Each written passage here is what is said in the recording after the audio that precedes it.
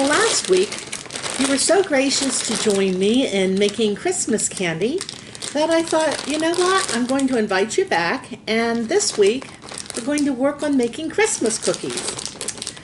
If I can open this bag, we have, let's see, diamond walnuts, and there are 16 ounces in here, so that's a pound.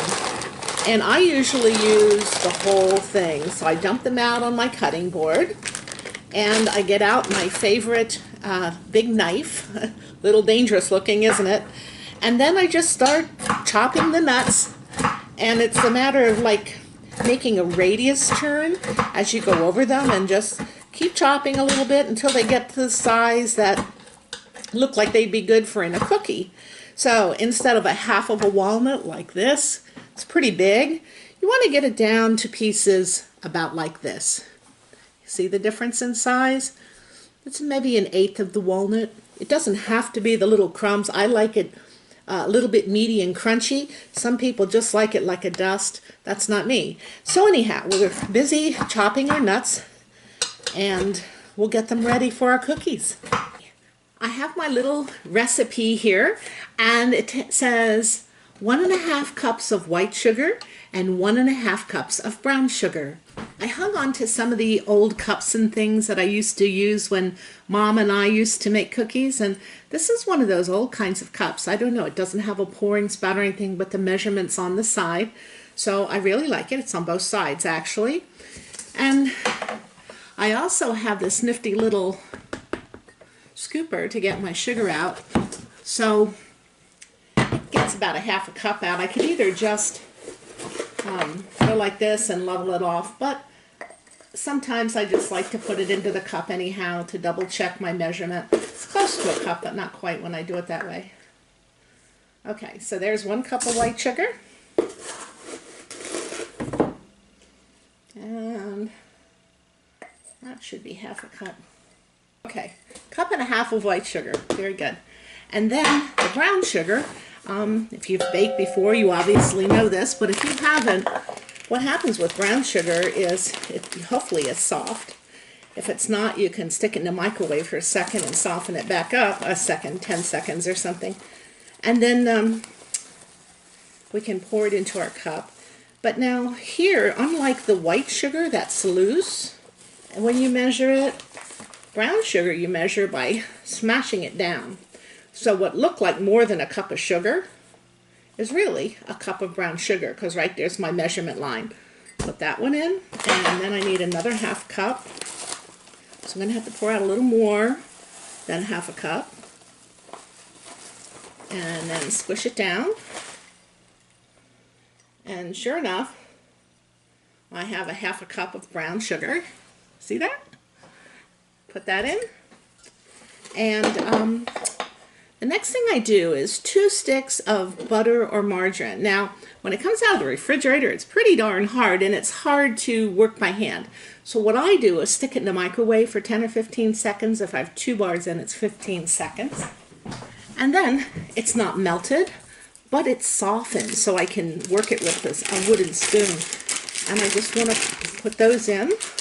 This happens to be Blue Bonnet. I don't know what your favorite kind is, but I've always used Blue Bonnet. Mom used to use Blue Bonnet. I guess that's why. So I continue to use it. They continue to make it. And I had this great big old silver bowl. And so then I just start working my brown sugar and my margarine or butter together. And it'll get blended after a while. But you can see how nice and smooth that margarine gets just by slightly putting it in the microwave so that it's not so hard to mix by hand. Next, 4 eggs. So this is tricky because this lip doesn't go straight up, it kind of flips out, so I've got to crack it on the side and then drop my eggs in. It's 1, 2. I guess I'm old-fashioned, I just dump them right in. I know some of the cooking shows, they put them into like bowls or cups first if they get an eggshell in. I guess we grow some pretty good eggs around here. It doesn't seem like I get a lot of shells. So anyhow, I got my 4 eggs in there. And then we work those eggs around in there a little bit. Break the yolks and the whites. And we're getting a little bit of a consistency here. It's starting to shape up. But the thing that's missing that I also want to get in here is something to make the cookies rise a little bit. Not that they have to rise a lot, but you don't want them totally flat either. Ooh, now we're getting that nice batter kind of consistency. All right. So what I'm going to do is grab my baking soda. And I need 1 teaspoon of baking soda in hot water. So again, I'm going to use my measuring cup to put it in. And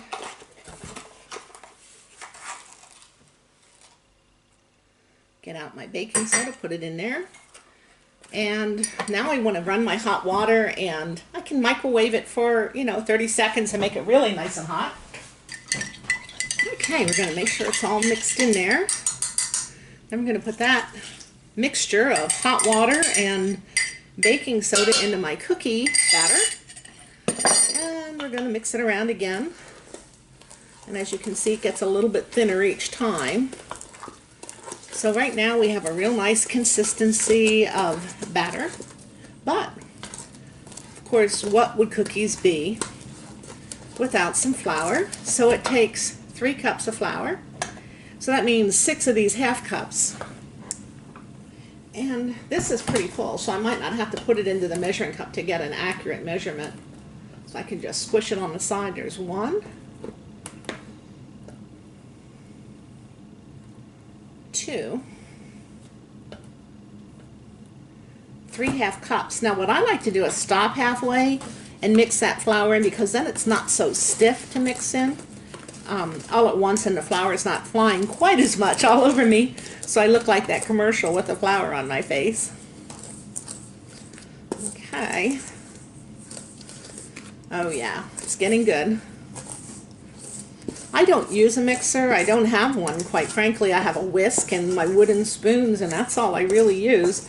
I often thought about getting one of those nice KitchenAid mixers, but quite frankly, with only my husband and I in a household anymore, I don't think it would be such a good investment, because they're quite expensive, a couple $100. And for as often as I bake, which is usually just at Christmas time, I couldn't justify the money. So we have that first, I should show you what I got.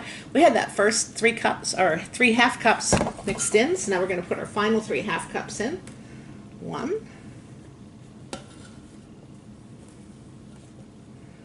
2, and 3. Okay, let's get that mixed in. Oh yeah, it's just about there. Okay, we have a nice dough there.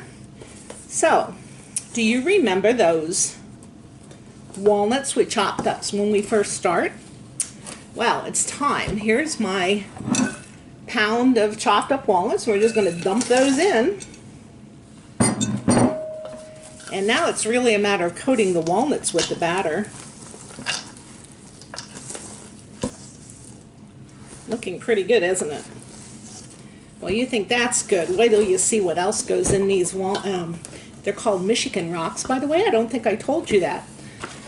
Now, when my mom and I used to bake these cookies, I have to tell you that it was quite the process, because not only did we have to crack the whole walnut and dig out the meat and then chop them, we also, when you got dates, when I was growing up, you got dates that had the pits in yet. So first you had to de-pit them. Mom hated that job, so guess who got to de-pit the dates? That was me and my siblings. I have a sister and 2 brothers, and so we'd all be working together, cracking nuts and pitting dates, so we could get down to what we're doing today. They make conveniences so nice today. And today, I can actually buy not just pitted dates, but chopped dates. So I get 2 boxes of these, and watch this. You just kind of work them through your fingers, and they come apart in pieces about the same size as the walnuts, actually, and it's wonderful. So making Michigan rocks is not the chore it was when I was growing up, but it still brings back lots of pleasant memories. So I have 2 boxes of these dates, and let's see, there are 8 ounces in each box, so it's also a pound of dates till we're said and done. All right, they're coming out here.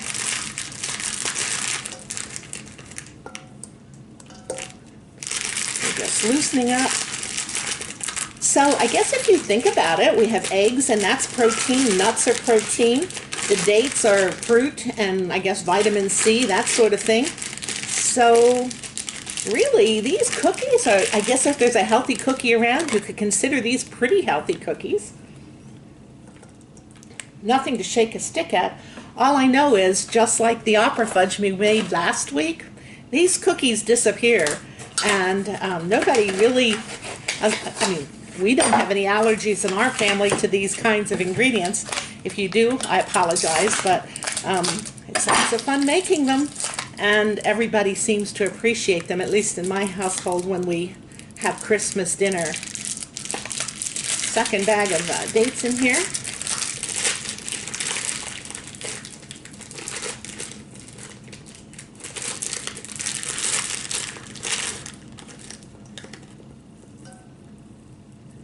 We want to coat the dates just like we coated the nuts, and that's just a matter of tumbling them, mixing them up a little bit until they're mixed thoroughly into the batter. And again, you need a big enough bowl so you have the room to mix them, so make sure you start with a big bowl. Okay, well, I think what we have here is cookie batter complete. And now we can get ready to put them into the oven. Take a look at that. All right. So people always ask me, you don't really cook on that old cook stove, do you? The answer is yes, I do. This is the only oven I own, or stove actually. So what I do is get out my lighter, turn on the gas, open the bottom of the oven, turn this on, and get this going. Now you could lose eyebrows if you get too much gas down there. Whoops, there it goes. Okay, it's lit. And then I'm just going to allow my oven to warm up a little bit because I'm going to put the cookies onto the cookie sheets right now. Okay, so now what we're going to do is get the cookies onto the cookie sheet.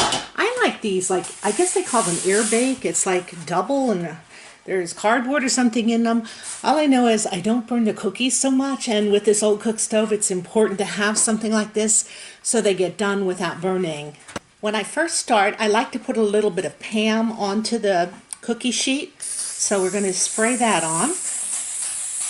Just keeps them from sticking, and they make them easier to get off.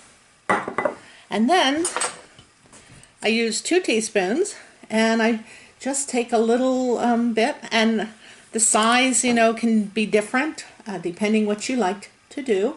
But I like to get about a good heaping teaspoonful and arrange them onto my cookie sheet. I think that it's important that they have a little space to spread out. But on this cookie sheet, I can certainly get, I don't know, maybe 16 cookies. I know professional bakers sometimes use some kind of a scoop that they get everything exactly the same size. So homemade cookies they are, and how they come out, they taste the same. They are so delicious. They're chewy, they're moist, and it's hard to eat just one, quite frankly. So if you stick with me, we're going to try one when they're done. Okay, our cookies are ready to go into the oven. Let's go see if it's warm enough. Okay, here we go. I'm going to open this door up and put them in about the middle of the oven, at least on my old cook stove. And I'm just going to put them in. And now we wait for magic to happen. We're going to come out with some cookies pretty soon. Okay, we're going to check on these cookies and see how they're doing. There's no window in my oven, so once in a while I have to peek. Well, what I see is a shiny cookie. Let me give you a closer look. See how shiny they are? They're melting and going out, but they're not done because they're really shiny all the way around. When the cookies are done, they're going to be kind of a dull. They're not going to shine like they're wet, except for the center. Personally, I like to take them out when the center is still a little shiny because they stay so moist and so chewy and so good. Now, if you like more of a cake cookie for dunking, then you want to let them get totally dull, but don't burn them. Okay, it's time to check the cookies again. Get out my little silicone hot gloves. I like these actually. Oh, they're perfect. Ooh, look at that. And they smell so good. Oh boy, I'm going to put these over. And while that first batch was baking, I got the second batch ready to go into the oven.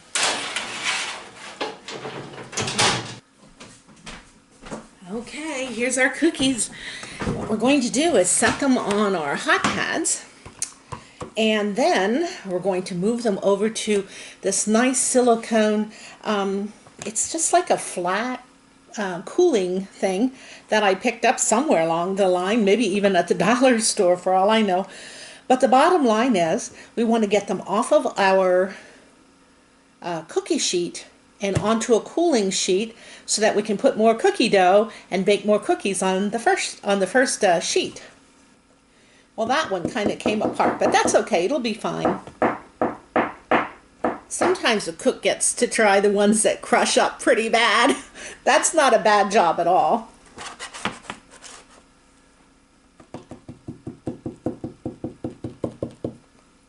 As you can see, they are extremely moist, but that's what makes them so good.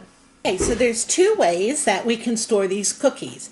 One is to put it in a cookie jar. How do you like my flea market find? My husband found this for me at one of the flea markets in town, and I happen to have blue willow pattern on my dishes, and this matches perfectly. So make sure you have some wax paper cut to fit your cookie jar, because you want to put a layer of wax paper between each layer of cookies so that they don't stick together because they're so moist. Put one on the bottom as well. And then, I already have mine in there by the way, you just pick up your cookies and arrange them in there so that they can be ready for eating later on. And so on. Now, the other method you can do, which I find very helpful for giving cookies to friends and family, is to use the method where you just get a baggie, one that will seal, of course, at the top with a Ziploc kind of thing. Just open it up and place your cookies inside. And there you can lay them so they're flat and not overlapping, because they will stick together. And what you end up with is a bag. Usually I get about 9 cookies in a bag, which is a nice amount for giving. Not quite a dozen, but that's okay. And again, I get to lick my fingers. They're flat, so they lay in there real nicely. And you might, if they're still a little warm, you can just let the end have an air hole to vent so it doesn't get too moist in there. And then they're ready for giving and eating.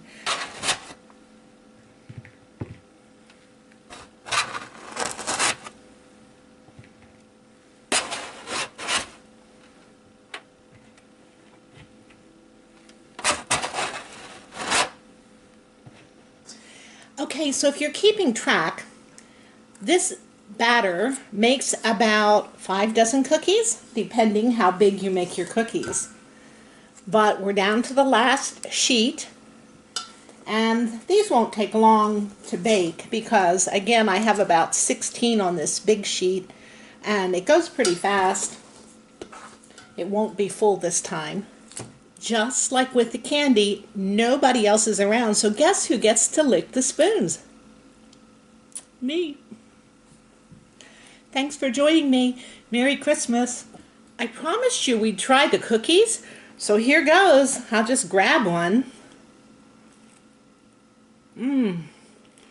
They are so good. They're moist, they're warm. Oh, look at that. Beautiful.